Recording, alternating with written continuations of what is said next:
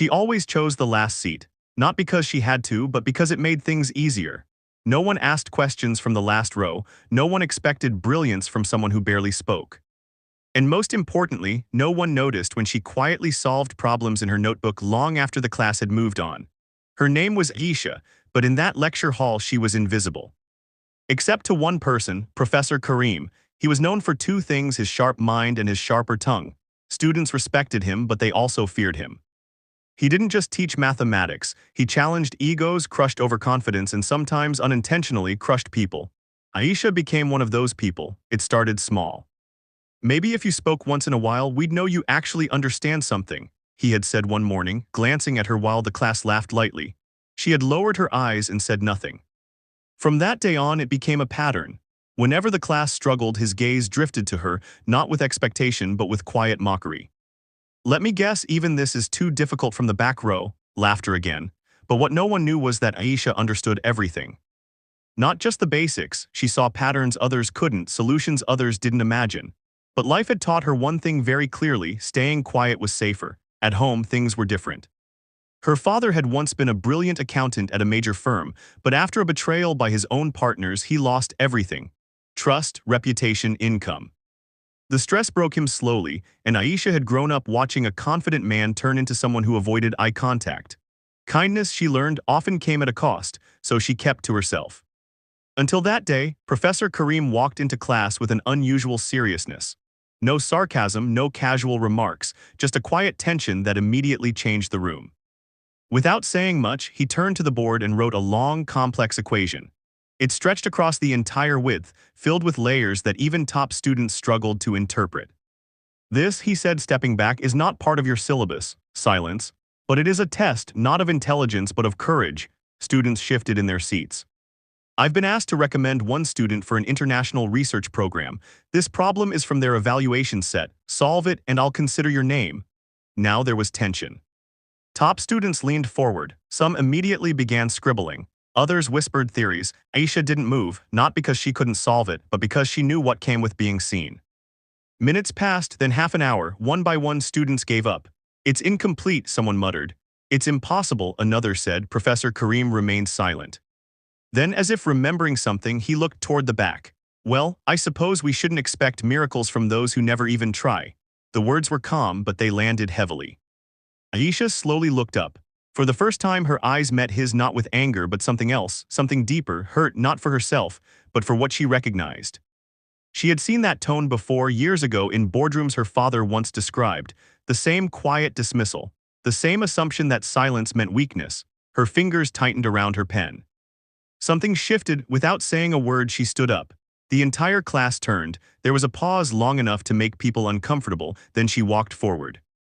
Each step was steady, but inside her heart raced, not from fear of failure but from fear of being noticed. She reached the board, took the marker, and for a moment did nothing. Professor Kareem watched, expression unreadable. Then she began. At first it looked like any attempt, writing steps, rearranging terms, but within seconds something changed. The room grew quiet. Her movements were precise, confident, not rushed, not hesitant. Every step connected seamlessly to the next. Students who had struggled earlier now leaned forward, trying to follow. But they couldn't, because she wasn't just solving it, she was seeing beyond it. A shortcut no one had considered. A pattern hidden within complexity. Professor Kareem's expression slowly changed. Not to shock, but to realization, and then something else. Regret, because in that moment he understood something clearly. This wasn't luck, this wasn't a guess, this was mastery.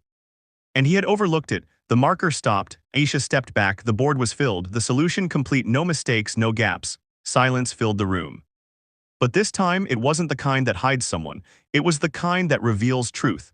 And Professor Kareem, for the first time in years, had nothing to say. The silence didn't break immediately. It stretched, heavy and unfamiliar. Students looked at the board, then at Aisha, then back again, trying to understand what had just happened. But the real shift wasn't in the equation. It was in Professor Kareem. He stepped closer to the board, eyes scanning every line, not as a teacher checking for errors, but as someone searching for something he might have missed. He didn't find any. Instead, he found something else. Clarity. "This," he finally spoke, voice quieter than usual, "is not just correct." He paused. "It's elegant. No sarcasm, no edge, just truth." The class reacted with soft murmurs, but Aisha didn't turn around. She simply stood there, waiting, not for praise, but for permission to return to her invisible place.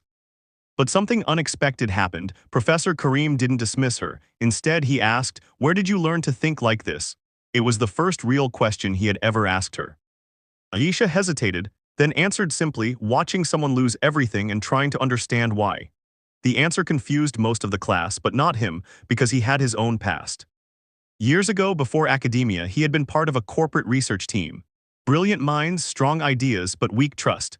One internal betrayal had collapsed an entire project, destroying careers. He had survived, others hadn't. Since then, he had built walls, high expectations, sharp criticism, a belief that only the loudest deserved to be heard. And now standing in front of him was proof that he had been wrong. Not everyone who stays silent is empty. Some are just protecting something. Days passed. Word spread quickly. The quiet student who solved the impossible equation became the center of attention. Students who had never noticed her now tried to talk, some out of admiration, others out of curiosity. Aisha remained the same, polite, distant, quiet, but something else had changed too. Professor Karim, he no longer singled her out, no mocking, no pointed remarks. Instead, he observed, listened, learned, and then came the twist no one expected. The international research program wasn't just academic. It was funded by a major corporate group, the same one linked to the collapse of Aisha's father's career. The same network, the same system. When Professor Karim reviewed the final recommendation file, he noticed something troubling. Hidden clauses, selective criteria, names being pushed forward not by merit but by internal influence. Corporate betrayal again, and this time he had a choice, stay silent or act. He looked at Aisha's file, perfect scores, unmatched problem solving, but no recommendations, no connections. Just merit. For the first time in years, he felt something uncomfortable. Guilt, not just for how he treated her, but for being part of a system that ignored people like her. That night he made a decision. Instead of following the expected process, he submitted a direct report, highlighting discrepancies, exposing the bias, and attaching Aisha's solution as undeniable proof of talent. It was risky. It could cost him his position, but he didn't hesitate, because sometimes kindness isn't soft. Sometimes it's choosing to stand up when silence is easier. Weeks later, the result came.